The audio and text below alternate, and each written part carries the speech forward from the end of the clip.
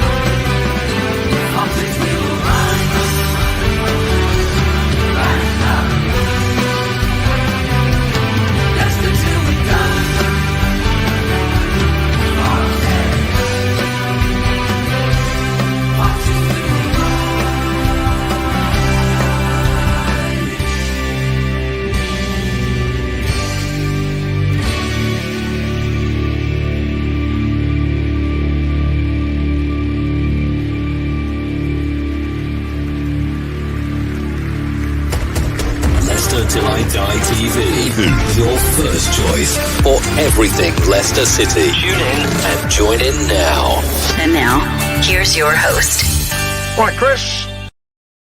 Right again. Welcome back. So, show number 4, third one on my channel. I think I've just about got a voice left. How the devil are you? Fox is with me. Just there.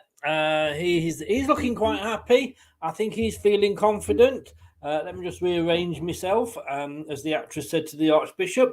Yeah, we are going to the London Stadium this weekend. Not always the most happiest of hunting ground for us all, but do you reckon we can nail the Hammers this weekend? I'm sorry. I promise you that's my last one. You know it's not going to be. Craig is going to be joining us at 9 o'clock. We're going to be having a chat about the game this weekend. And of course, we will, as we always do, be picking our team. Congratulations to Madison for making the England team. Now, look, we've had 2 shows. We had the news show earlier when that was all discussed. And before that, we had a whole show on the England squad. And obviously, it was discussed there. So we're not going to be discussing Madison and England in this show. Doug, an oh dear coming from you for a bad joke. I mean, that's... I don't know what it's like, but you know. Yeah, never mind, Doug. Never mind. You know it'll get worse. You know it will. Welcome along, Doug. Doug's going to be joining me. A special on Sunday, by the way, just to let you know. Special on Sunday. Lancashire Derby. I actually lived in Burnley for 2 years. All my 4 kids were born in Burnley. And yeah, I also worked for Blackburn Rovers. Yeah, I know I had a death wish. I worked for Blackburn Rovers for 6 months, something like that. So a bit of a for me. I said I want Burnley. I didn't really. They were a bit very cliquey at Blackburn Rovers, so I didn't enjoy my time there. Hence the 6 months. So I will be doing a watch along with the said Doug. We will be doing that from 12 o'clock on the Sunday. But before that, game of the weekend, and I kind of just say, Doug, obviously, great friend of the channel. He's a Liverpool fan. You lucky bastards. That's all I can say. You lost to Leeds for us. You lost to Forest for us. At least you managed eventually to put Derby to the sword. Terrible. Terrible. But look, let's talk West Ham Leicester. Let me get comfy because I'm sat. Oh, there we go. That's better. I was sat on a bit of a cushion there. Wasn't very comfy. Anyway, look. Let us. I've had a rearrange, and it hasn't really worked out very well. We'll see how we do. Where's the draw tonight? The draw is at 10 o'clock. Got to be honest with you, Doug. If we get you, I'm not worried. You know, we just played the other half of the better half of Liverpool, and we demolished them. So, you know, if you can't get past Liverpool, if Liverpool can't get past Forest or Leeds, bring it on. Yeah, right. I'm going to regret saying that, aren't I? Right, let's just have a look. Let's start here. As you know, before we get everybody in, we've got Jake coming in from West Ham unofficial. We've got hence the early start because obviously he's young and he's got to get to bed and it's a school night. And we've got Rob coming in from Forge from Iron once he's finished his show at the moment. And I have to say that I am having a little bit of problem with the internet. So every now and again, it kind of clicks onto another show. I don't know sort of, you know, what that show is, but if it happens, it's not my fault. Okay, I'm just saying that before they come in. Anyway, here we go. I wouldn't have thought, I was not expecting to be saying that when we played West Ham, which was always going to obviously the last game before the World Cup, that it would be 14th playing 15th. We're both on 14 points. We are one goal better off. We're -2. They are -3. We are scoring like mad. We've got 23 goals, but we're conceding. Of course, the big thing is we're not conceding now because we're keeping the clean sheets. It's because we've got the Welsh international goalkeeper, isn't it? West Ham struggling to score. They've only got 12 goals, but they've only conceded 15. It's interesting. The worrying thing is now for me, and I don't know how you guys feel, but for me, I don't want to be in that bottom three for the World Cup.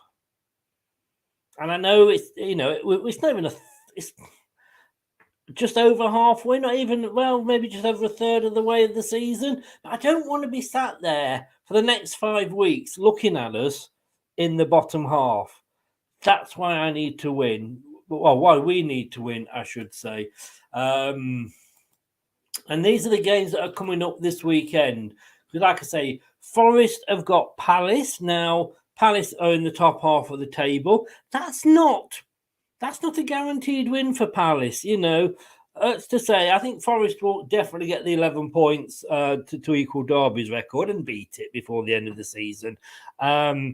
I didn't have them going down. I still don't think they will. I think this World Cup break has come at a great time for Forest because it will give them a chance to get all these new players that they signed to get to know each other. Obviously, some of them are off to the World Cup. But that's not guaranteed. So Forest, I mean, you know, look at that. I mean, all right, they need to have a big win, but they could equal sort of Bournemouth for points. So that's Forest to play. Leeds, they're 15th. They're away to Tottenham. I actually fancy Leeds to do that, you know. Southampton, Liverpool. I mean, come on, Liverpool. Right. Liverpool, dog, you've had Forest, you let me down. You've had Leeds, you let me down. You just sneak through squeaky bum time against Derby. If you do not beat Southampton, who've just sacked the manager, if you do not do that for us, and I am never ever talking to you again. I'm going to go up personally up to the north of England. I'm going to rebuild bloody Adrian's Wall. If you do not do that for us, Bournemouth have got Everton. I mean, which way is that going to go? A draw would suit us best, and I think it might have 0-0 written all over it, that one. And Wolves, Arsenal. Yeah, and just talking of Arsenal, I did say earlier, so I don't want to sort of labour the point, but thoughts going out to Molina. Fingers crossed for you, Mel. You're strong. Come on, pull through for us. Arsenal, the leaders, are hosting Wolves. Got a new manager in. Will it make any difference? Probably not. Probably not.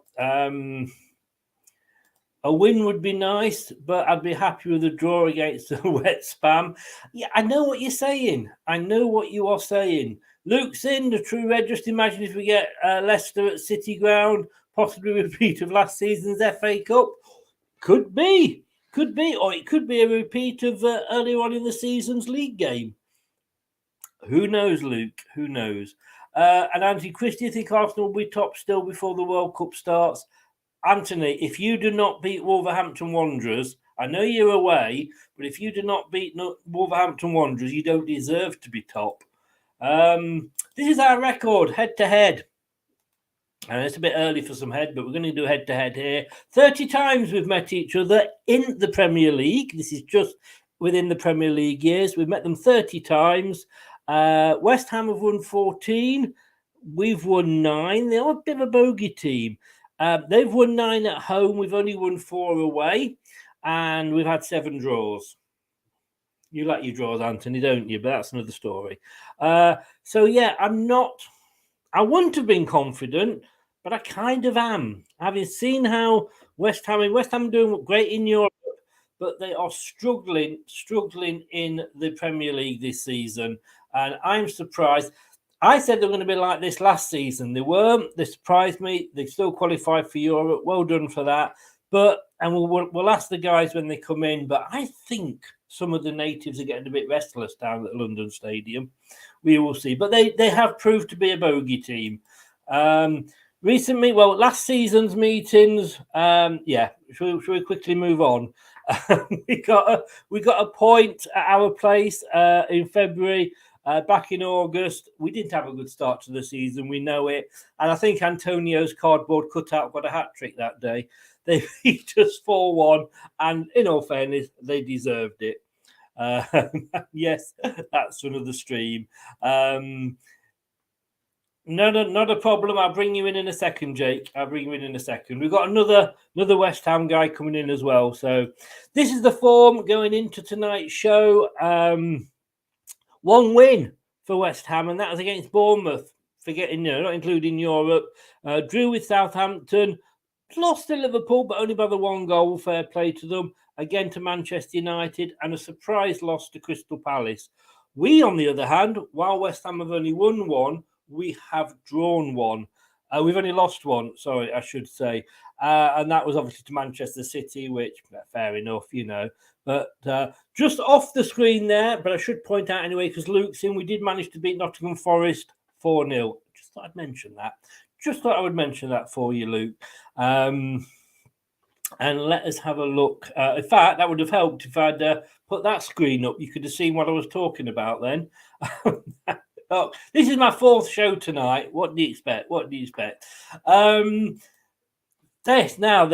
always find this graph very interesting because you can see when we score goals and you can see when we concede goals. So our best chance of getting a few goals is just before half time. If we wait till about just before half time, we could probably get a couple past West Ham. But then we'll come out for the second half and they'll probably get a couple past us because that's what the graph says. Having said that, it's the old proverbial brothel scoring in it at the moment, isn't it, for West Ham? There you can see the stats as they compare. Pretty equal, to be honest with you. And if you look at the, I should have gone to Specsavers, 6.5 our average player rating, 6.7 for, 6.5 for West Ham, 6.7 for us. So as near as damn it. Corners, 50 we've conceded. And you know what? Last 3 games, 27 corners, not 1 goal conceded. Yes, that new coach is brilliant. And here, just for interest, courtesy of Opta, just a few comparisons. And I have to say, I'm pleased when I look at that because all the green is on the right-hand side. And there was wasn't that a song? See the green from the right-hand side. I'm sure that was a song. No, I'm sorry. I'm not doing X Factor. But then you can see there, I mean, we are the better side. And it's as simple as that. Luke, I do think of you I think of you a lot, mate, and I'm glad you appreciate it. I won't want you to feel left out. We don't get a couple past anyone, mate. We couldn't score in whose house. Charlie, I guess you're a West Ham fan. And Doug, is this a joke? I have a feeling Captain America never lifted that Thor's hammer unless he absolutely needed to. Probably because the captain didn't want to steal Thor's thunder. Doug, I really ought to time you out for that one. I really should, but I'm going to give you one of these instead. That is awful. But look, hey, look, that is the those are the stats. He's here. He's in early.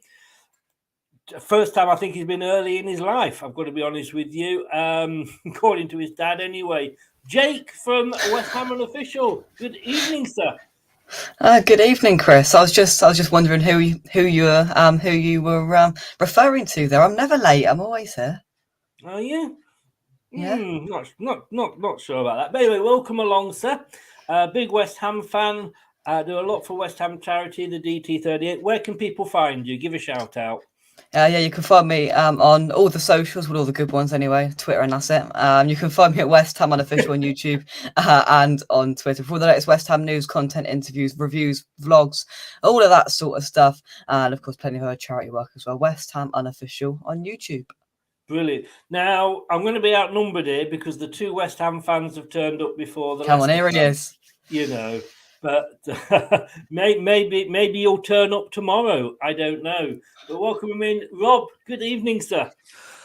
I feel a deep sense of foreboding here, gentlemen. The calm before the storm. So you should. Rob, lovely to welcome you along. Lovely here, Chris. Another West Ham fan channel. Where can people find you? And links to both your channels are in the chat on YouTube, but just tell people where they can find you.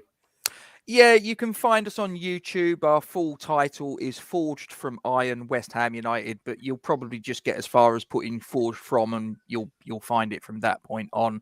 If you want to find our socials, we've got a Forged from Iron Facebook page. We're on Twitter at Forged Talk, and we're also on Instagram, and believe it or not, TikTok.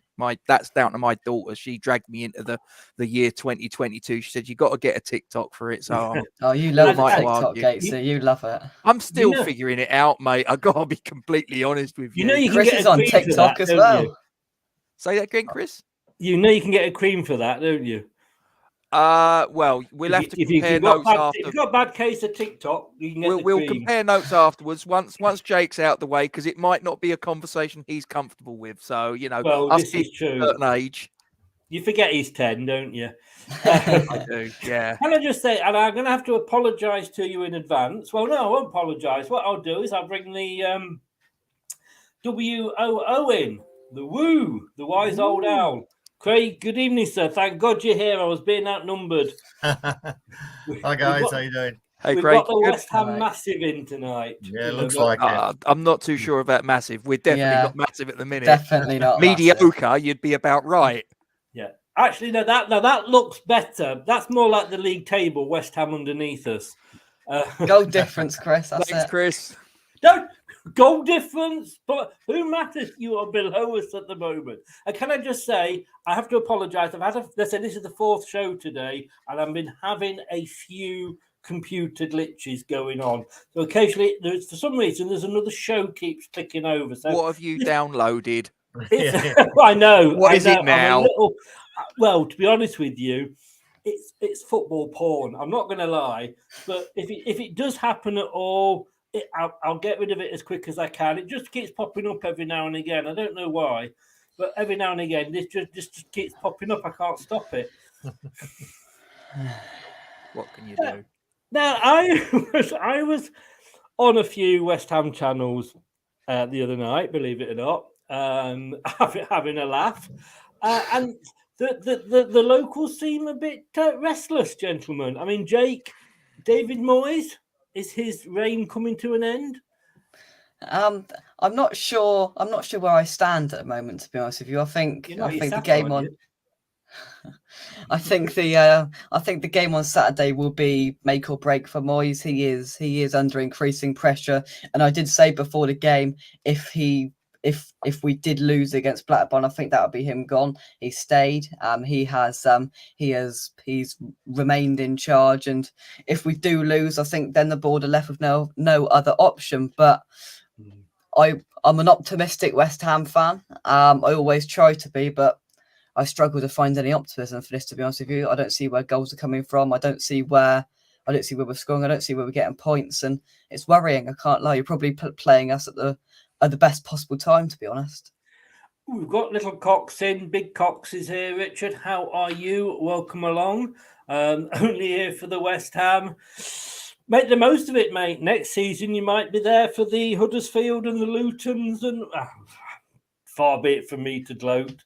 And Forest fans here, but tell me, Rob, your thoughts on it. I mean, I thought you did really well when you came up, and I think you were one place before us in sixth. You did really well. Last season we fell off quite badly, but you carried on. You had another good season back into Europe. You seem to be suffering this season with what we suffered last season. Yeah, it's kind of difficult to put my finger on it. I've got to be on it. Steady, Charlie. Steady, Charlie. I know where you live. Yeah, it's. I to be honest with you, I think that the problem is that we have just been. It's really as simple as saying it's our conversion of shots to goals. If you look at that graphic that you had before you pulled Jake and myself in. If you look at the conversion percentage, it's about 10%. I mean, that's low. That's really, really wasteful. There it is. 10.26% conversion rate. You're nearly double that. Well, there's the problem. There's the problem. It's not that we're not creating chances. We're just not converting them into goals. And that's the problem. Defensively, look at that. Goals conceded 15. Now, that's pretty respectable. I think we played 14 games, 15 conceded, something like that. That's tight. The problem's not defensively. The problem's going forwards.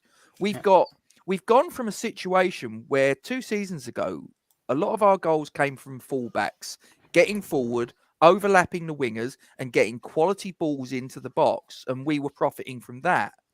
That's gone. We've not got those buccaneering forward running fullbacks that are getting quality balls into the box. We've also our set piece game, which 2 seasons ago we got a set piece, we got a penalty, not a penalty obviously, but free kicks and corners, and Craig Dawson's a threat from this, Antonio's a threat, Soucek's a threat, Zuma's a threat, Ogbonna's a threat. We had multiple threats. Now, I mean, the game yesterday, the final kick of the ball was a corner from us.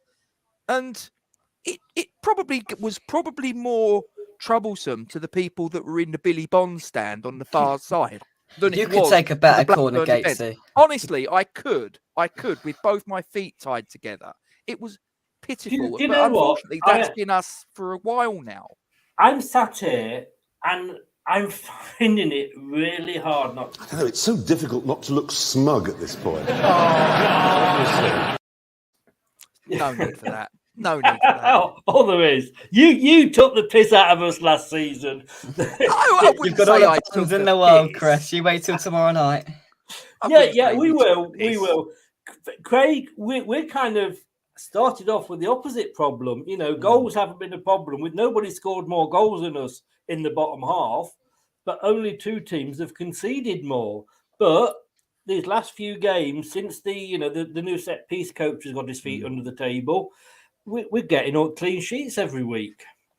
Yeah, I think since that Spurs game, the 6-2, I think we've been pretty tight from there on in. I think even though we lost 6-2, there was never a 6-2 game, and I think they took a bit of confidence from that. To be honest, that they took the game to Spurs, and particularly in the first half, I think we were probably the better team and deservedly went in 2-2.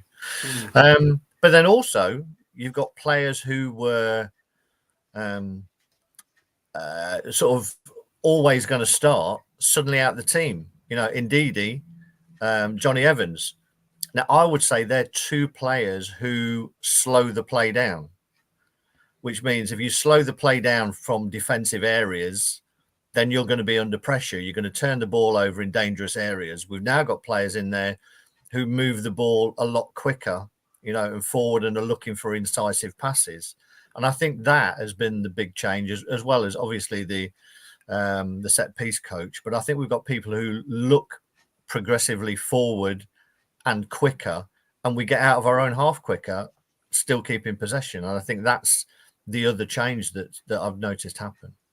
And like I say, 27 corners conceded in the last 3 games, not 1 goal scored. I mean, last season, that would have given the opposite. Well, look at West Ham when we played you last season.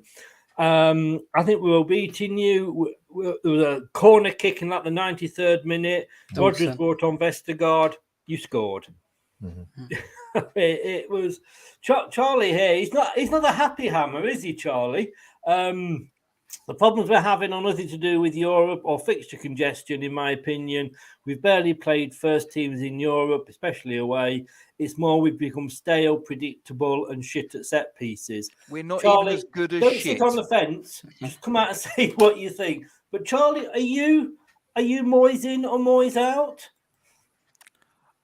This is going to be the time, isn't it? And Jake, I'll come to you first. This is going to be the time. Europe, when most managers, everybody said this is when decisions are going to be made, because they could sack Moyes. They've got a week or so maybe to find somebody, but I'm sure they've probably got somebody in mind. But then they've got this whole World Cup 4 or 5 weeks to get in with the players that aren't going to the World Cup, get to know them, and then they're back in time for the kickoff, Boxing Day, and then the January window starts. So there's going to be a lot of managers looking over their shoulders. Do you say, seriously, if we beat you tomorrow, do you think that's it for Moyes? Yeah, I think it's good night for Moyes if we lose on Saturday. To be honest with you, I can't see a reason why or how anybody could justify him staying at the club. To be honest with you, it's just only going down one road, and I don't see what Moyes has got in him, and whether his stubbornness and everything else is going to get ourselves out of this sort of rut we've got ourselves into now. And yes, it's not ideal going into this World Cup break, but if we've got somebody in line, perhaps that we could bring in for the players. Don't worry, full one. And I'll tell you what, that Antonio cutout will be coming out tomorrow night. Don't you worry. If there's somebody in mind there, then I'm sure that we will go for who that is. I haven't got a clue. I'm not paid to work out who that is, but hopefully, if we do that, we get the right man for the job, and then we go and we play currently top of the table Arsenal on Boxing Day, 8:00 as the first game back, and then we've got the transfer window, and then I don't know, Chris. It's a strange period where I'm not quite sure what's around the corner, and if we beat you, I think it might hold Moyes on until after this break, and then we might reassess things towards the January transfer window. But I can't see any justification of why he should stay if we lose on Saturday. Rob, are you confident going into this as a West Ham fan? Hell no. Hell no. Okay. Short and sweet. What have I seen this season in Premier League football? Forget about Europe, because let's be completely honest, it's a poor standard competition. Don't get me wrong, we've not got a long pedigree of qualifying for European competition season on season, so we'll take it. But let's say it for what it is. It's a third-rate European competition. Okay. You didn't. I don't know which one of you two it was, but one of you was saying what a lovely competition it was. The other listen. If we win it, I don't care. Fine, because you'll get into the Europa League next season. But your bread and butter is the Premier League. Yeah. And at the minute, we're sleepwalking into a relegation battle. Let's look at the games that the teams we've beaten this season. Aston Villa, who are struggling. And that was a deflected goal from Pablo fluky goal. Yeah, and we were getting battered up to about the interval. We've beaten Bournemouth, another team that's struggling.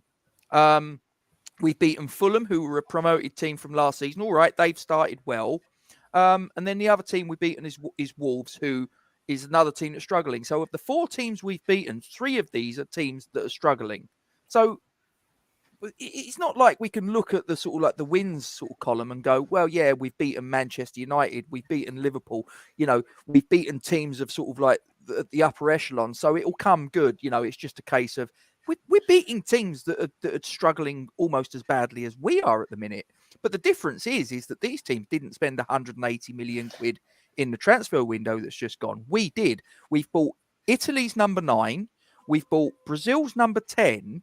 And I don't know if you guys are aware of it, but in the game against Crystal Palace, Lucas Paqueta, in his first game back after an injury layoff, made double the amount of challenges of tackles as the next West Ham player, which was Craig Dawson.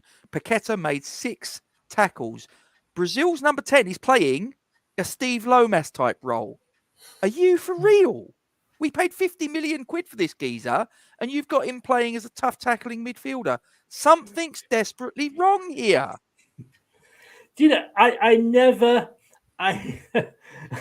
Craig, please take over. I never thought this was the way that this show was going to go. You know, if you look at the start of the season, you think, well, yeah, right, that one might be difficult. The Man City one, I thought this one was going to be like, yeah, if I've got to have them on, I've got to have them on. But like shooting fish in a barrel. This is like, problem is we don't have much luck against West Ham, do we? I mean, who have you lost to this season? You've told us who you've beaten. Who have you lost to? Everybody Man else. United, Liverpool, Man City, Brighton, Chelsea, Brighton, Crystal Palace. Yeah. Who else, Jake? That's it, isn't it? That's enough. Okay, Forest. but so I mean, at the start of the season, let's say you were looking mid-table. Let's say, obviously, you were hoped higher. Apart from Palace and Brighton are doing pretty well. You've beaten the teams you should have beaten, and you've lost to the teams that you probably thought you would lose to. So how far wrong has it gone? I mean, you see it, so it's more than just results. It's not just the results; it's the quality of football that it's coming out with. It's just painful week in, week out. It's passed around the centre backs, back to Fabianski, might push up the Rice, back to Carroll, whoever, and it's just slow and painful. And it's like going back to about 5 or 6 years ago when we had, who was it, Gatesy, Reed and Tompkins there, just passing it around. You didn't sign Johnny Evans when we weren't looking. I was waiting for that. I knew that was coming. I'm going to say that Craig is the chairman of the Johnny Evans fan club, and along with Terry, who is the secretary. Yeah. I knew you were going to say that, Craig. I knew it. But we've been there. We've seen it. As I said earlier, I noticed the change when Evans and Ndidi were out of the team because we move the ball quicker. We get out of trouble quicker. If you're passing it around the back, you're just inviting pressure. And if you're not good enough to get out, then you're going to turn the ball over. And that's the problem, particularly if your midfielders are not doing the job. I mean, surely Rice should be the one making all those tackles, the sort of £80 million superstar, not Paqueta. He should. I mean, to be fair, he's had a few performances this season where he's probably been below the standard that we expect of him. And I think Jake would bear me out on this. I don't know whether it's the burden of responsibility of captaincy now falling firmly and squarely on his shoulders alone. I don't know whether it's that. I don't know whether it's the fact that he became a father a couple of months ago. I don't know whether he's had half an eye on the World Cup. But to be fair, he's still operating at a very good level. I mean, he played a game against Manchester United the other week at Old Trafford. I thought he was outstanding in that match. He has, like I say, he's not been quite as consistent as he has been in the previous couple of seasons. I'll grant you that, but he's still a wonderful, wonderful player. I think with Rice and everything that Gatesy's mentioned there, I think is bang on, and I think it's also because of the fact is that we have been a little bit weak at the back as well, because we've had to put Kerr in at centre back because we've had various injuries there, and I don't think Moyes feels as comfortable without Dawson there perfectly, which I think leaves Rice having to having to sit just that bit more, which leaves a huge gap then between a Paqueta and a Rice. There's a big gap in the midfield between attacking midfield and defensive midfield because Rice is having to sit so deep, because the centre halves are having to sit so deep. It's becoming a worry that Rice isn't being able to get forward as much, and I think he's probably had an eye on the World Cup as well, because who wouldn't? He's never played in a World Cup. He's 23. He's reaching the prime of his career. He'll be wanting to go to that World Cup. There's no doubt about it. And yes, he hasn't been as good as he has been in the last few seasons, but Gates, I'm sure you'll agree, he hasn't gone below a 7 out of 10 all season, bar 1 or 2. His average games don't go below a 7 or a 6 out of 10, and that just shows the class he has. I think even when he's a 7 out of 10, I think because we judge him by such lofty standards, you could. I've seen reviews on certain West Ham fan YouTube channels where they're marking the players out of 10, and they'll give an assessment, and they'll say, "Oh, I didn't think Rice was quite at it today." 7 out of 10, and it's because we've just become so conditioned to Declan Rice being an 8, 9 out of 10, sometimes a 10 out of 10 player, that for him a bad game is a 7 out of 10. This is what you're talking about. He really is one of the best central midfielders in world football. I would say that there's only a handful of CDMs in world football Maddison, that are ahead of him. I think just below Maddison. He's not a defensive mid though, is he? Well, he can play wherever. He's just, whatever position you put him in, he's just good at it. I mean, I'm jesting. Craig, I mean, this could be us talking from last season, couldn't it? Or even the start of this season. Yeah, definitely. I was going to say, and you repeating the same things that we said earlier on, that it only needs players to have a dip of 5 or 10% from the levels that they were at, and you're in trouble if you've got 2, 3, 4 of those doing it. Bowen has had a very slow start, and sadly, he's paid for it by missing the World Cup. Now, I think Ben Rama was always a little bit hit and miss. You never knew. You might get 1 in 3 out of Ben Rama, and then Fornals the same.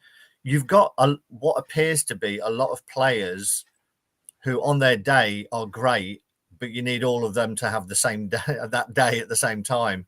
And if you've got 3 or 4 who are dropping off, then it's very difficult for someone like Rice. And we saw it, with Maddison, with Tielemans, we said they dropped off. But sometimes it's when you look in front and what you've got to pass it to, if everything's static up front, you're not having that movement, then it can make them look bad. What I wondered about, and somebody put that question up there, I thought Scamacca was going to do well this season. And I still think he will do. He looks like there's a player there, but is Moyes trying to prove that he was right in buying him and sticking with him to the expense of Antonio? I'll let you go first with this one, Jake. I think the issue we've currently got with Scamacca is that we've brought in a Paqueta, who's had about a 3-week break and with a sort of shoulder injury. So we haven't seen for a prolonged period of time sort of a Paqueta and Scamacca link up. We're not getting close enough to Scamacca, and we're seeing the same sort of sequence of games and appearances to what we saw from the striker we bought a few years ago in Sebastian Haller. We're not getting anybody close enough to him to impact the game, because he's a big geezer, he's a big striker, but by no means is he an Andy Carroll lump it up to him and get somebody playing off him to win those headers. He is very much on the floor who can win balls in the air, but I think he thrives with the ball at his feet more. We're not getting anybody near him. We're not getting any service to him. And that's because we just seem to be defending too much. When we do get the ball, we're so sloppy in possession and we can't get it up the pitch enough to get it even close to him. And so that's been the frustration with him and with the team. And yeah, that's really it. I did a video a little bit earlier today. Oh, yes. Because the thing is, I think it's very much a chicken and egg situation. It's what came first, because Jake will bear this out. An awful lot of the time when we win possession, our first pass is sideways or backwards, which allows the opposition to get themselves back into a defensive shape. Mm-hmm. Instead of it being, right, okay, I've got the ball, bang, play it forwards, right? And I had this conversation with Duke, and he turned around and said, but it's because they're not showing for the ball. They're not sort of like losing the marker and going into a pocket of space ready to receive the ball. But it's like, but was it, which happened first? Did we stop passing it forwards because the players up front weren't going into position to receive it? Or did the players stop going into positions to receive the ball because they just got so fed up of, going into those positions, and the midfielders or the defenders were going sideways or backwards? So in the end, they're like, what's the point? Do you know what I mean? It's like, which happened first? I mean, we had sorry, Chris, I was going to say we had a similar thing, and I've been quite critical of him this season and towards the end of last season with Vardy, in that he has become very static and just pretty much stands in between the two centre halves and won't make the channel runs anymore. And it's the same thing, a midfielder looks up, he needs to see something to play the ball, otherwise he's just playing it into open space. Or as you say, is Vardy looking for Tielemans and giving the eye or whatever? But we've gone through the same thing. And I must admit, I thought Antonio was one of the best lone strikers in the Premier League, for someone who just ran the channels and allowed you to get up the pitch and everyone else could catch him up. But it's almost like you're becoming a team of one season wonder players. And I wonder, Bowen had a great season, he's dipped. Felipe Anderson, dare I say, another one. Oh, crikey. A great first season, again, just disappeared, and there was another one that came to mind. But you seem to have a few of these who have a great season and then it just dips. Souček. Yeah. Well, I mean, what a goal-scoring midfielder he was on his first season. And again, I don't know whether it's being coached out of them. I've had the same conversation about Grealish, that he's had his flair coached out of him. That he's told to now, if you can't pass it to someone, or don't try and beat someone and risk losing it. So every time he'll check back and he'll lay off an easy ball. And you do wonder whether sometimes people get overcoached, players get overcoached into a system and you lose the flair. Yeah, the creativity's coached out of them. You're absolutely right. I mean, with Souček, I mean, his form and Bowen has been the elephant in the room, because it's, and again, I'm fairly sure that Jake, you'll agree with this, that their form has been patchy at best, and I'll use a mild sort of like curse word. It's been crap. Sorry, Jake, but I'm sure you've heard that word before. Is that instead of you in the using main? shit? And anybody, yeah, fair enough. But I mean, anybody else in the team, let's be completely honest. If Jared Bowen was Saeed Benrahma, he'd have been out of the team. The form that Bowen has been in, it's been really weird. And the only thing I can think is that David Moyes became fixated with Jared Bowen going to the World Cup. Quite why, I don't know. It's like you're the West Ham manager, and that's the first thing. The second thing is you're Scottish. Why do you give a monkeys about a player going to a World Cup for England? But he would just play him and play him and play him and play him, and his form has just gone off a cliff, and it's difficult to know why. Souček's never been a great passer of the ball. His passing stats have always been bang average. His role changed a season or two back, though, because it became Declan Rice was more pushing on and going box to box, and then Thomas Souček would have to be the shield. Whereas before that, it was Declan Rice that was the shield and Thomas Souček that was making the, you're right, Charlie, that was making the forward runs, making the late runs into the box, getting on the end of and he got 10 goals in that first full season from that position. He doesn't play that role anymore. He's purely Gonzo on Hammer's chat, when he does the player ratings on the Patreon channel that they've got, he turns around and says, I don't mark him, I don't judge him as a midfielder anymore. I'm judging him as an auxiliary defender because his passing's crap. He doesn't score goals anymore. But he defensively, when we haven't got the ball, in terms of his headed clearances, in terms of his tackling, his interceptions, brilliant. When we've got the ball, totally useless. Might as well not have him on the pitch. Yeah, And he's and right. I think what Duke said a little bit earlier on about the sort of Declan Rice experiment where Rice went forward for a bit and left Souček sitting massively didn't help him. And we saw at some stages last season with Souček where Rice came out of the side for whatever reason, suspension or a minor injury. Souček looked 10 times better. It was so strange. And this season, I think he's just gone from bad to even worse because his passing is just getting even worse. And on Bowen, I think the credit's in the bank. And you mentioned about Ben Rama there, and if it was Ben Rama, he'd be getting slated all the time. And Bowen's not really been getting that. I don't know if that's the credit in the bank or whatever, or whether we just want to see him just go on because we want to get him into the England squad. But I don't know. I've gone 3-0 to Leicester. You've gone 2-1. Do you fancy changing those now? Because I think I'm edging toward 5-6-0 at this rate. The thing is, sorry, Craig. 1 second. Have you got to go, Jake? I have. Is that all right, Chris? Yeah, it's fine. Very, very quickly, one last question, if I can, because this is a player I feared. He always seems to do well against us. Charlie, I think Moyes might start Antonio this weekend. Do you think he will? He played both games this week, I believe. I think he played a bit of the Palace game, and he played on Wednesday. So I'd be surprised if he did. I would presume Scamacca would start, but I think most West Ham fans would love to see a bit of a change of maybe Scamacca and Antonio up front together. That will never happen, but I'd be surprised if Antonio starts. He will come on for sure, but I'd be shocked if he starts, to be honest with you. I know you've got to go, so thank you so much for coming on. Score prediction? Oh Christ! I'm going to go 0-0 because I can't see us scoring, and I pray we can hold you out. Oh, I'm liking the sound of this. Like I said before, your link is in the description below on YouTube, but just tell people where they can find you.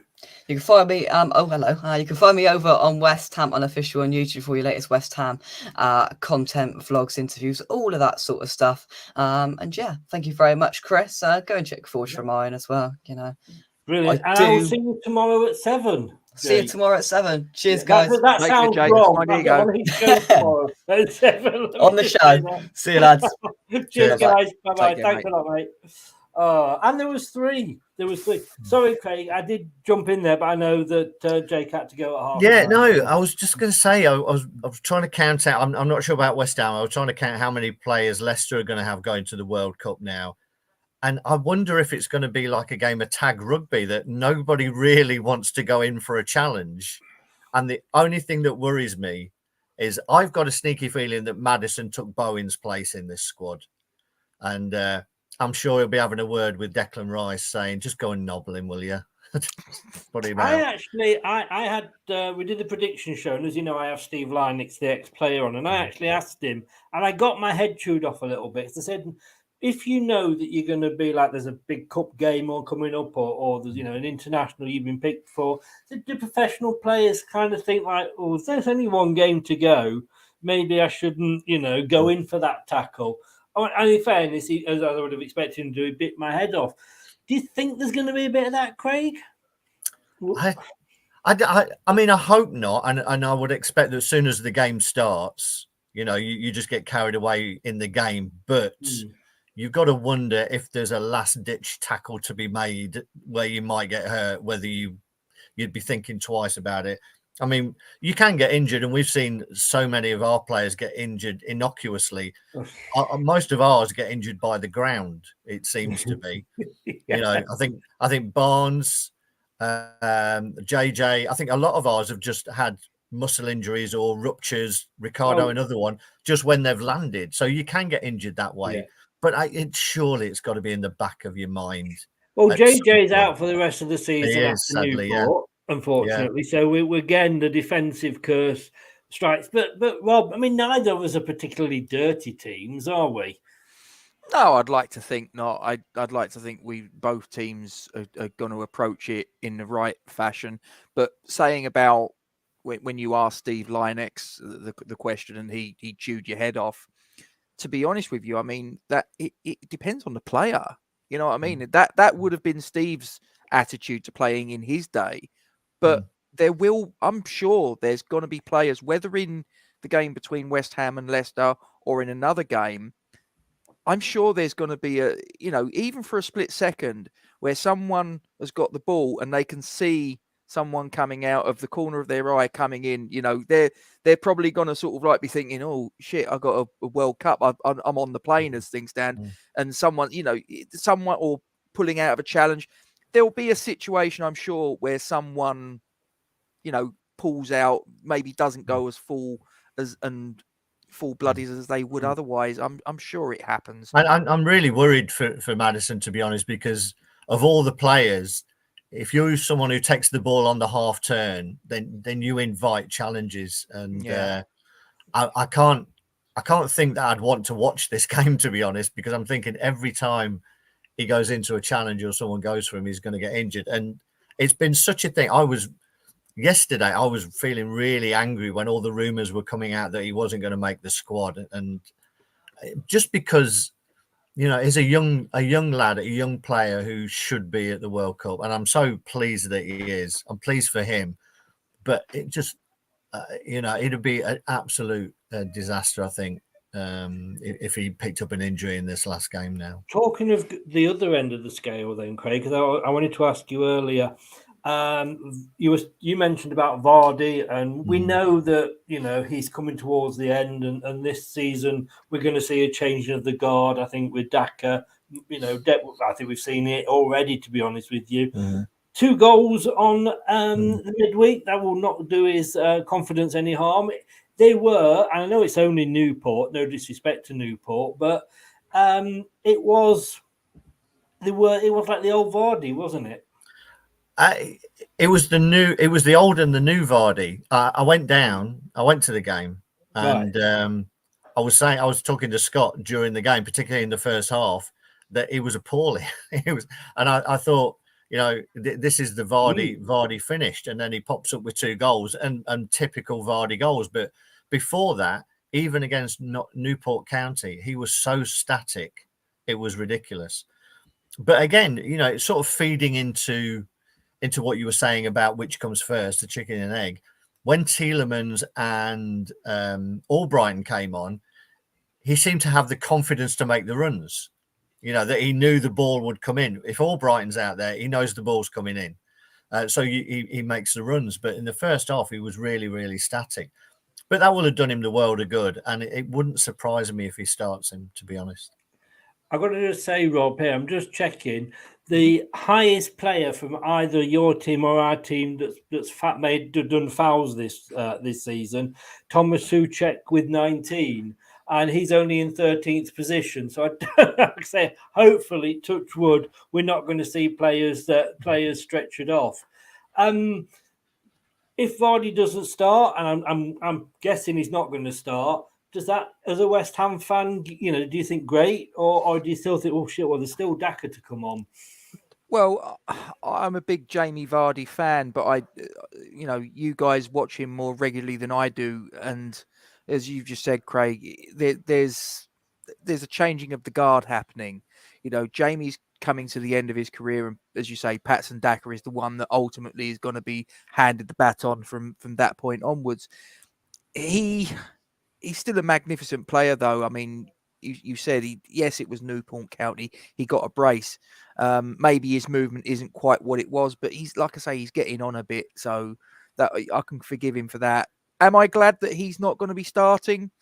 Probably, yes. But then again, as I say, Patson Daka's no mug. And I'm fairly sure that Vardy will come on. And, if you need to get a goal, either to seal the deal or to get a late equaliser or whatever, and Jamie Vardy's coming on the pitch, I'm not going to be happy to see him coming on, to be perfectly honest with you, because all it takes is just a split second, a misjudgment at the back, bang, he'll be on the end of it.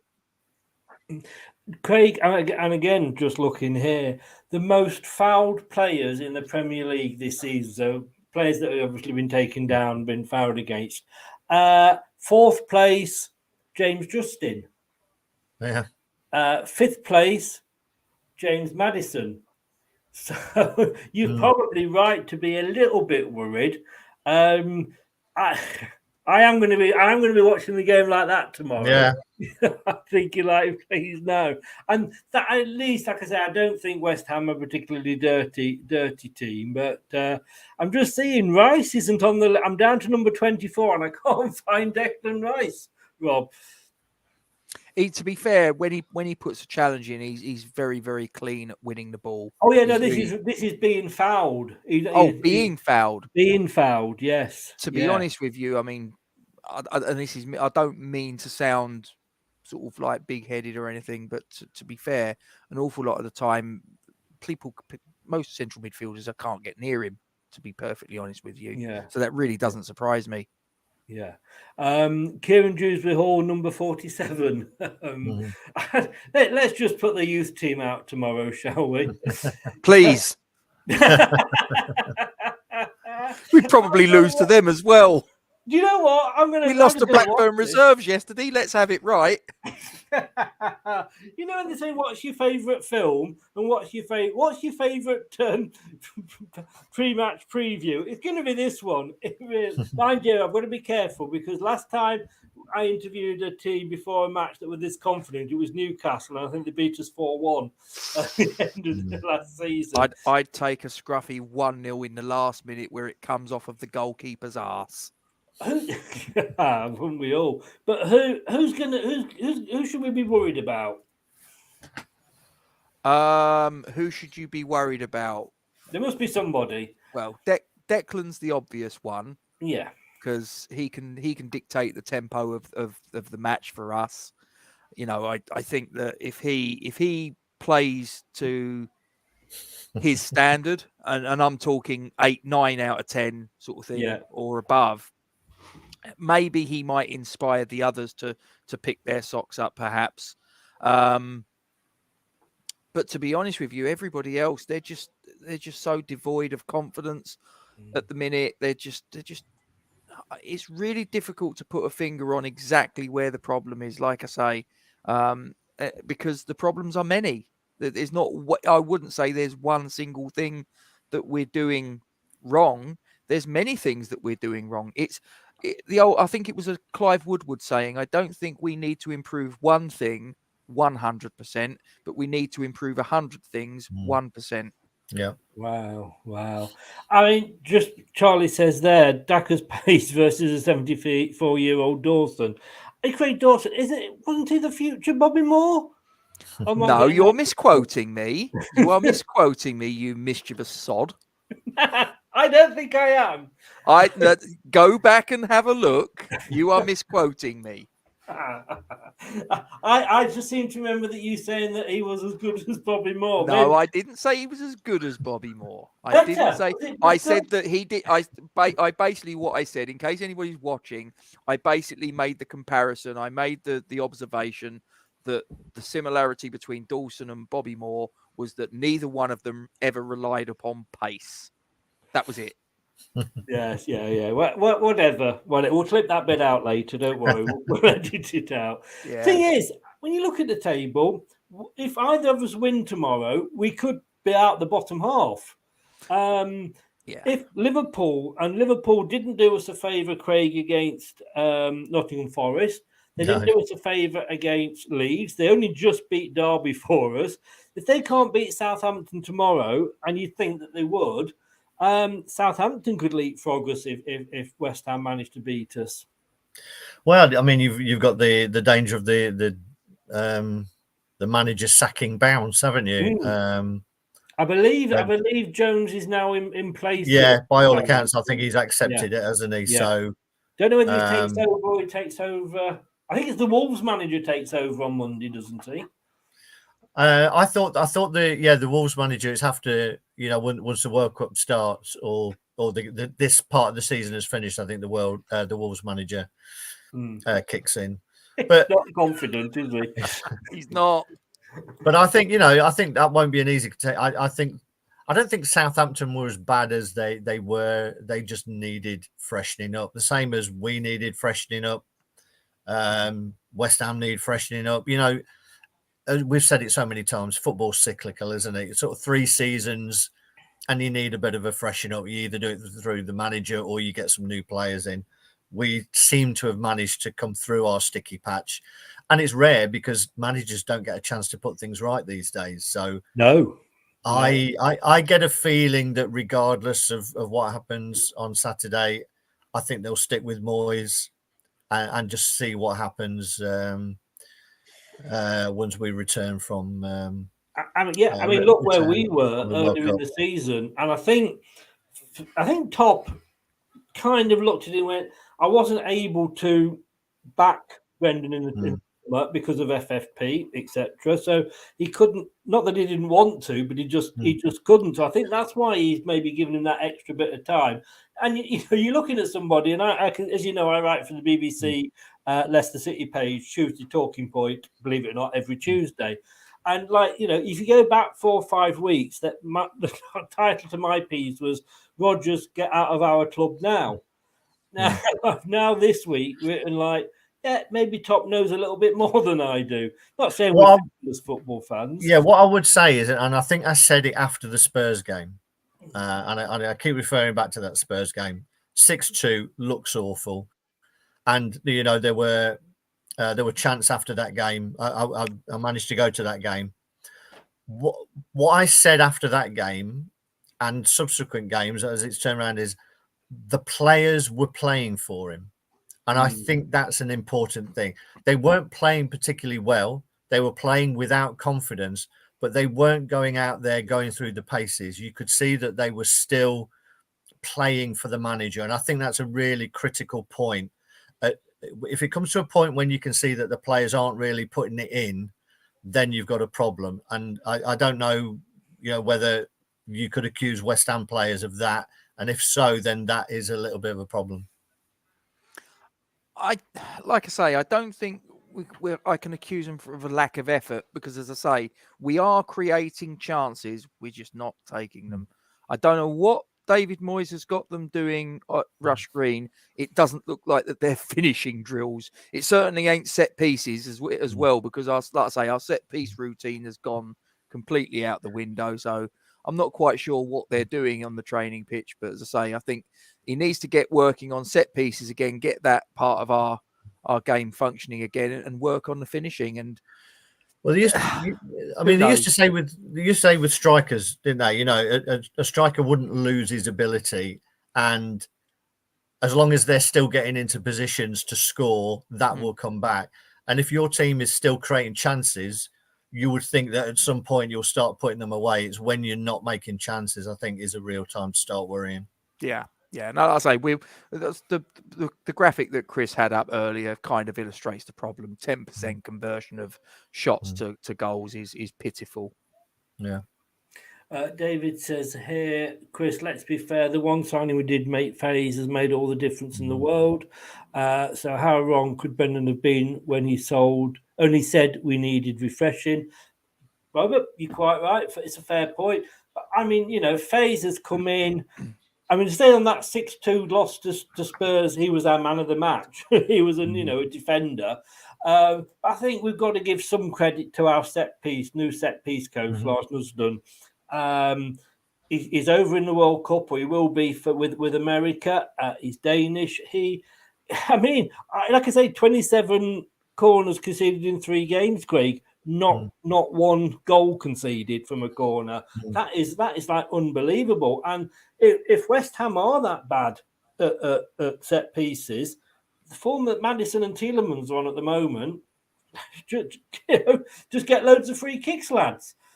Yeah, I mean, it's a tricky one, isn't it? Because you look at some of our goals. We've had a couple of decent wins, but you take away Tielemans, worldies. And they're different games, because he scored them at important parts. I think Wolves, we went on and played well, and we're having a lot of shots. Are we creating clear-cut chances? I'm not sure. I think we're just peppering the goal a lot more, and I think that's come from Brendan. I think he said in a few interviews that he wants us to be a bit more ruthless and have some end product. You can't always cut teams apart. Maybe, I don't know whether you're trying to overplay a little bit. because I've seen teams try and do that. They all think the Man City, can walk the ball in the net these days, but you can't beat just having a shot and it ricocheting off someone. They all count. Yep. I mean, looking at that, I mean, West Ham 52 shots on target, Leicester 63, West Ham 133 off target, 102 for us. So I mean, it's not exactly miles apart. More shots, more corners. The one thing that stuck out for me though was, we've had more shots, but they've had more corners. But overall, 33 off target as well, though, Chris. Well, yes, yeah. So overall, you've had more. Oh, I see what you mean. You mean. Yeah. The big thing I think for me is the attacks. Rob, you've had 1,262. Don't know how they work these things out, and we've had 1,456. You mentioned it. I think. Don't know whether it was in this chat or whether I was on listening into yours earlier. Where are you doing too much passing about at the back? Are you not getting it forward and having to go? Is Ward? Yeah. Should he take a picnic onto the pitch again at the weekend?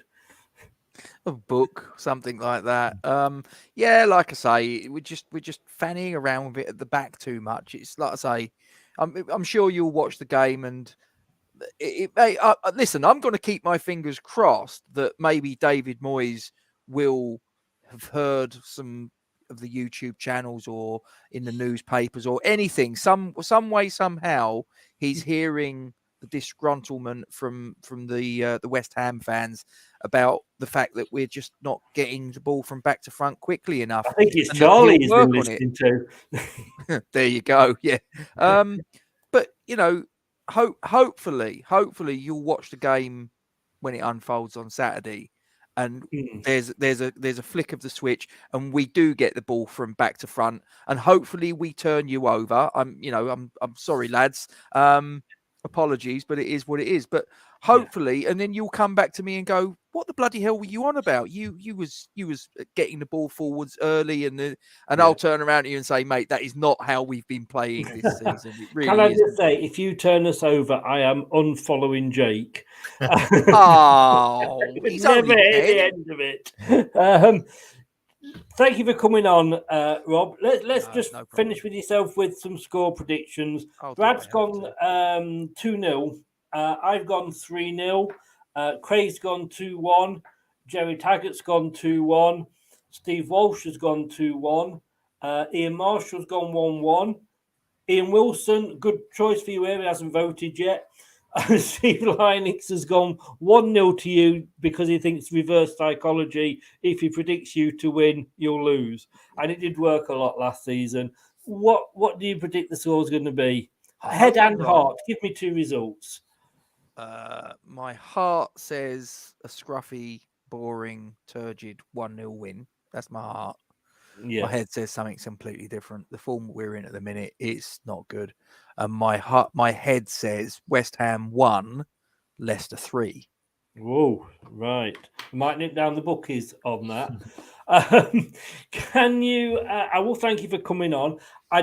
If you can, I was watching your show the other day, and you had a very good graphic up about player rating. Oh, yes. You sent me a message, and I never. To be honest, I only looked at my Twitter DMs this morning when you sent me the what's name. I know you're a WhatsApp man.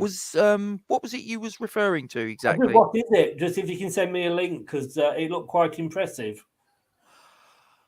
Oh, is that the one that I use post match? Yes. You're talking about. Oh, yeah. I'll send it to you in the DMs.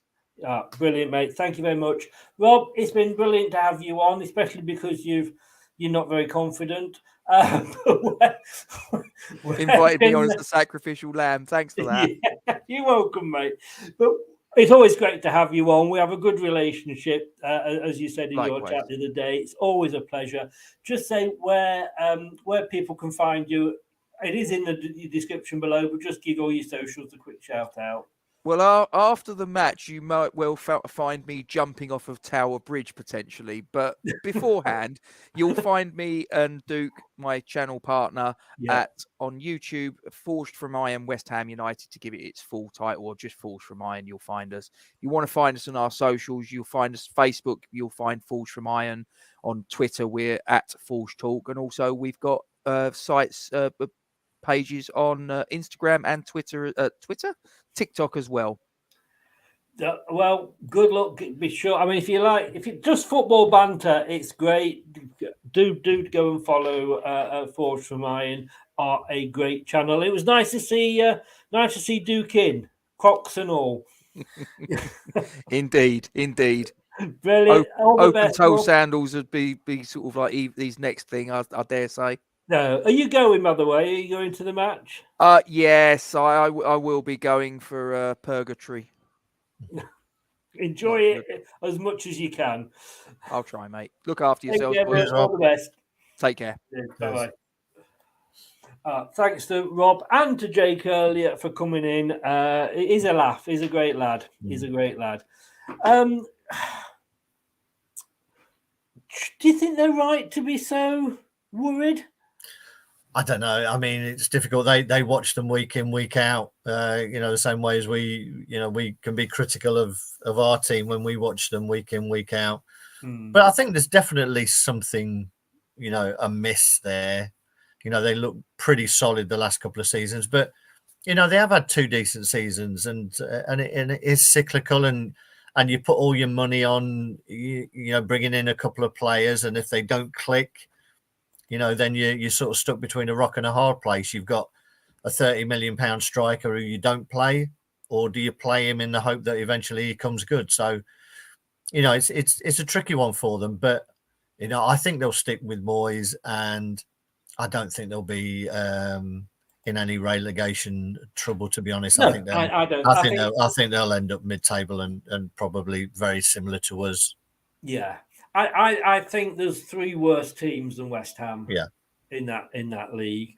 I mean, like I say, I'm not denying that. Like I say, I was very much Brendan out at the start of the season, and I think the results gave me, the option to say that.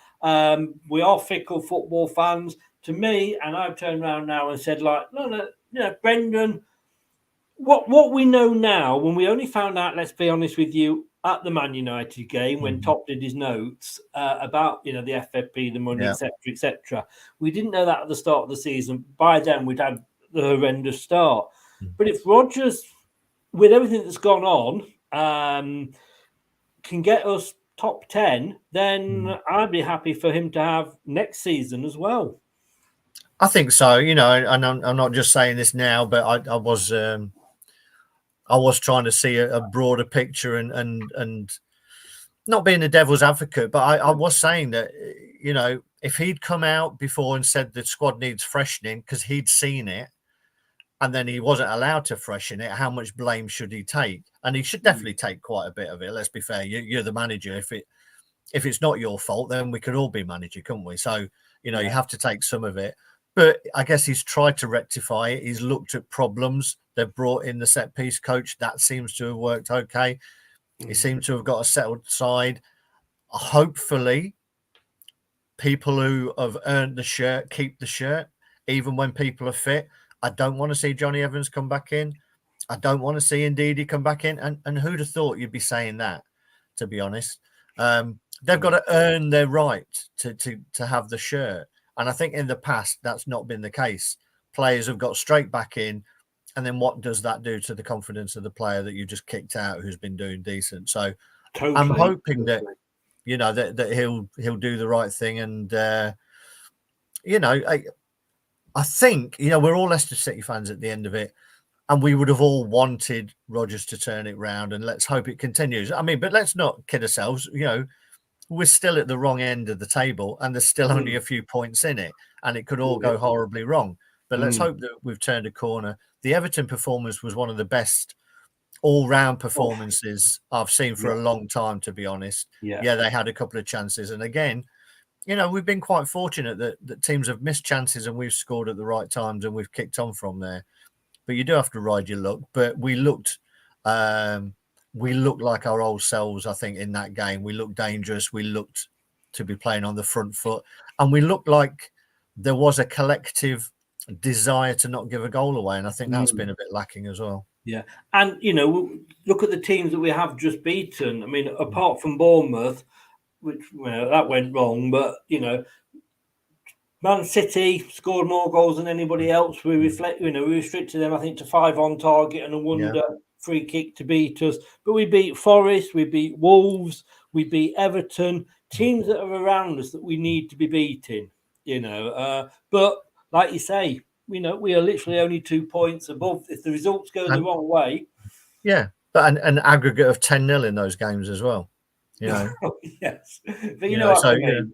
So 4-0, 4-0, 2-0, apart from the Man City one. So I mean, everything's looking positive. I just hope we can do it. And obviously, from our perspective, from every perspective, the World Cup's come at the wrong time because it should be in the summer. We all know that.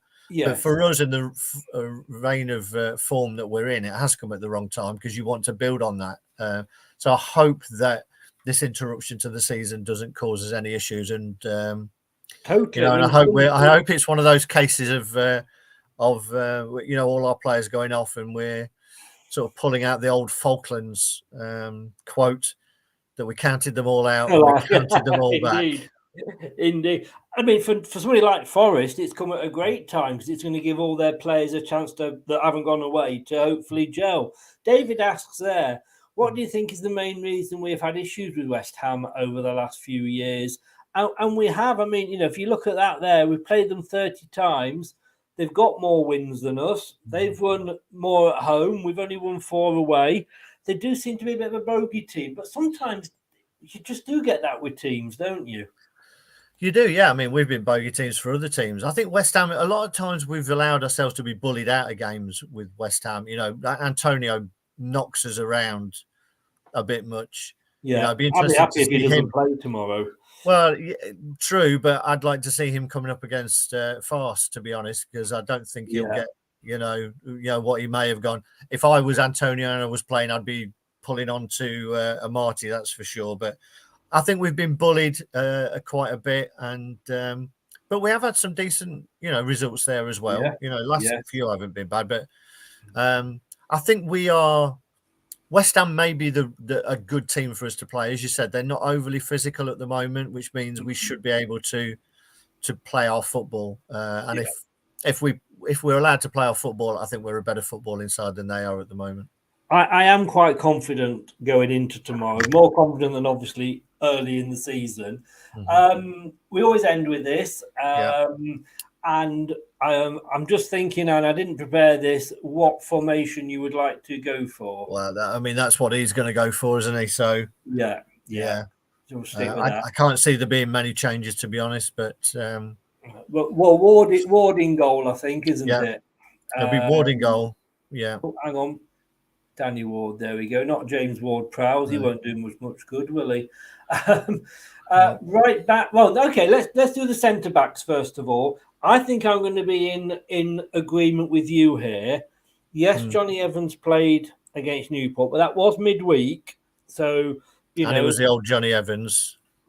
Yeah, but which there's we a don't thin want. line between being, looking for the pass and holding the ball up. I get what you mean. But I agree 100% with you. Nobody walks back into this team anymore, So for me, I've got... Amati. Yeah. And how have I spelt that wrong? Oh, God. Here we go.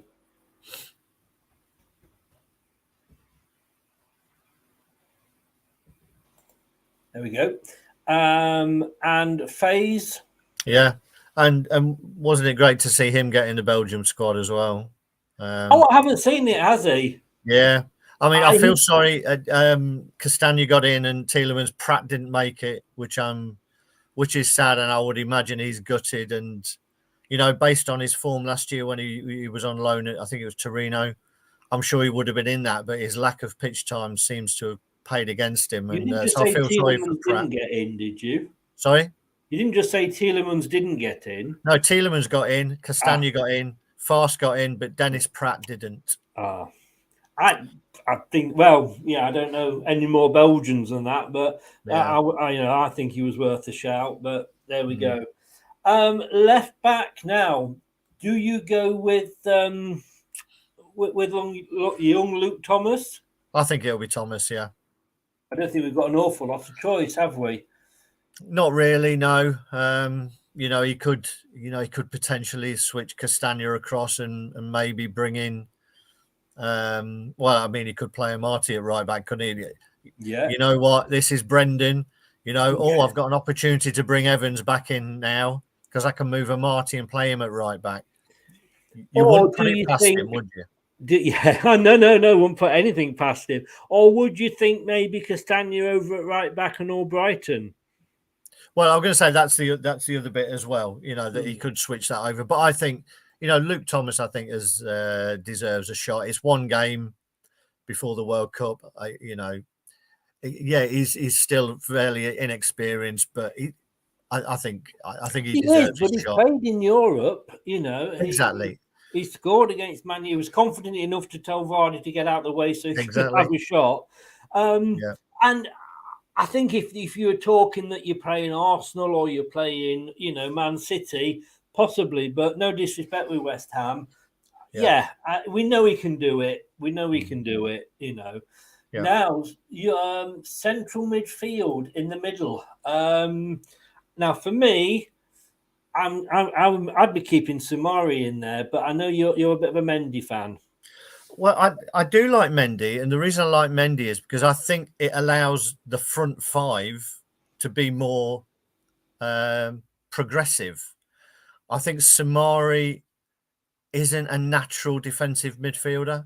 I think he looks to go forward. I think he looks to drive forward, which isn't a bad thing, unless your other 5 forward players have all gone as well, and then your back 4 gets exposed. So I think, because we want those players to be forward thinking, then he gives me more. I think he's a safer pair of hands because I think he's happy in that position. I don't think he'll play. I think he'll play Soumare. But for me, I like Mendy and I would play him.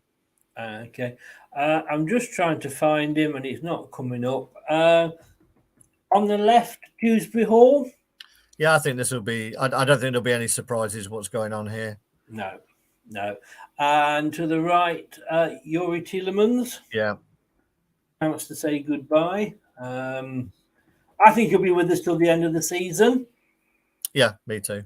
I think you look at this as Leicester and go, all right, if we sell him now, what we're going to get, 20-25 million. He could be the difference between the staying up and not staying up. Yeah. And if we go down, it's going to cost us more than 25 million, isn't it? So it is, yeah. Okay, so we'll just get back onto that screen. Maddison at the right wing. Yes, although to be honest, I'd love him to be on the bench, but I wouldn't put a player before my team, but I'd be so gutted if he gets injured after forcing his way in. I really would, but we should be thinking of Leicester before England. Oh no, that's what I mean. Yeah. As I say, you can never put any individual player ahead of the team. No. I'd just be gutted. So yeah, he has to play, and he's in great form, isn't he? So yeah. Of course, yeah. And I think he'd want to play. To be honest with you, yeah. I think he would. And on the left, Barnes? It'll be Harvey, not brain dead Harvey.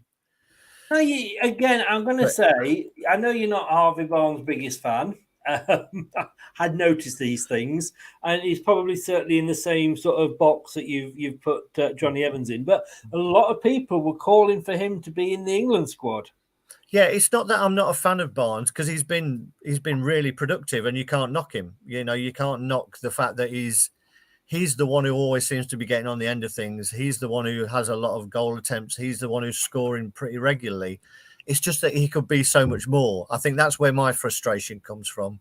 I think he could be even better than he is at the moment. But yeah, he's playing at the moment and he's a threat. So, he is. I mean, he runs at the defence, doesn't he? And he gets, well, a penalty if he's fouled, but they don't foul him if he gets in the box, which means he can set somebody up.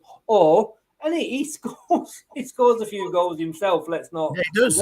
He's I bet he's probably had more goal attempts than any other player in the last few weeks. Yeah. And if he does get fouled, nip over and Madison and take the free kick, boy. Yeah, wet you whistle, as they say. Now, for me, I would be starting Daka. I don't know about you.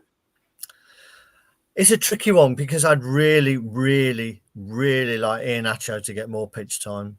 But I'm just not sure that he can play as a lone striker. I think he links play really well. He gets the ball into feet better. But then we've also seen him have games where it just bounces off him as if he's got legs like Douglas Bader. So I think it's a tricky one. So I think on balance, you've got to go for Daka. But, I really like what Iheanacho brings. Yeah, I totally agree with what you are saying. Because at the end of the day, I agree, Iheanacho can't play on his own up front. But I'd love to see him just in more of a two. But then you've got to rearrange it, haven't you? And I think what Daka does. Ball up. I mean, what he would do is hold the ball up for Barnes and Madison and even Tielemans to run onto. No, but indeed, and I think what Daka does what Vardy does. He makes the back line think twice about pushing too far up, because they don't want to leave too much space in behind, and then that gives our midfield players room to play. So there is a benefit to having someone who can threaten the back line. Yeah, no problem. Well, I think you got I think we've got a good team there, and I think we are just starting now to reap the benefits of that. It's a consistent team, isn't it? It is, and I've got to be honest with you, I agree with what you're saying. For Forest, I think it's the right time for us. I wish it wasn't, but there we go, mate. Thank you so much. You're welcome. This is the last preview for 5 or 6 weeks. Yeah, but I'm sure we're going to have some quizzes lined up. We will indeed. You've got the next victim lined up. So yes, you've just got to sort out all your Pokemon questions. You know what? I've Scott grew up with level 1 or whatever it was, generation 1 Pokemon. So this is in my ballpark. So this won't be a problem. Nice one. And I'll probably pull in Scott for a little bit of let's throw a couple of curveballs in there as well. I'll throw a couple of curved Pokeballs in. Hey, boom, boom. No, that is what we want. The other thing I wanted to ask you before you go off for the break is because I think we mentioned this before, and that was home and away. Yes, yeah. Now, I think I just couldn't do the date that you'd got. Yeah. No. You are still happy to take on? Well, it's Mike who'll be Man United. Right. Okay. So basically, you'll just need to know a little bit about Man United. Yeah, I live that far away that I should have a working knowledge of Man United. Well, exactly. You should be a season ticket holder. I should be, to be fair. Yeah. Yes, Right. Thank you so much. I'll let you know. It will be obviously during the World Cup. Yeah, we've got some clear dates. Thank you so very much. Let me know when you're ready to go Pokemon hunting. And take care, and I'll speak to you soon. All the best. Cheers, mate. Cheers, everyone. Bye. Bye-bye. Bye-bye. Thanks to Craig there. All the best, my wise old owl. Good show there. I mean, those two guys from West Ham are always a good crack. I'm glad they're nervous, but then their nervousness is making me nervous, if that makes sense. Because I say last time we played a team that was this confident at losing was Newcastle. That last season under Steve Bruce, when I think they did us 4-1. So yeah, it's maybe their nervousness is making me nervous. Guys, it's been the 4th time. I haven't eaten yet today. I need to go and get something to eat. thank you so very, very much for joining in. Thank you to all the West Ham fans that have come over. It's been great to have you on. Whilst you're here, why not give us a sub? We do a lot of quizzes. Jake's in the home and away quiz. He's through to the next round. As is Rob. I've got 2 West Ham fans, both through to the next round of the quizzes on Wednesday nights. So, give us a subscribe and smash those likes as well. It would be much appreciated, and just ignore the Leicester stuff. But I just don't do Leicester stuff. I will see you tomorrow. I'm at 7 o'clock. I'm on Jake's channel, and then tomorrow night, 9 o'clock for the Question Time World Cup special. Charlie, it's been a pleasure to have you in, mate. Obviously, I hope that we beat you, but maybe not as badly as you think you're going to be beaten. Yeah, I know, I'm the same. All the best after the game. Click that subscribe button as well, mate. I'd love you. I'd love you if you did. I will see you tomorrow, like I say, 7 on Jake's channel, 9 o'clock back here for the Question Time weekly show. Take care. Thanks a lot to everybody who's in the chat. I will see you tomorrow.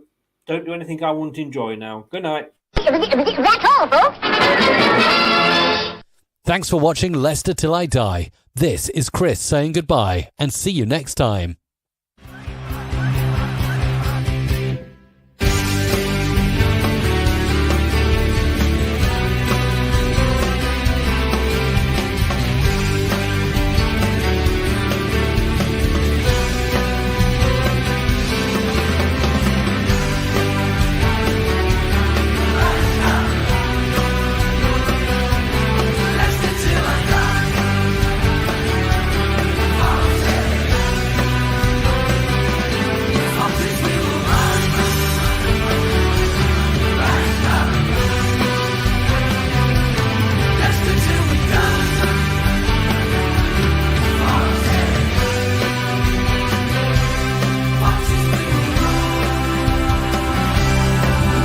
Thanks for watching. These videos are tremendous. You better like them too, or I'll be back.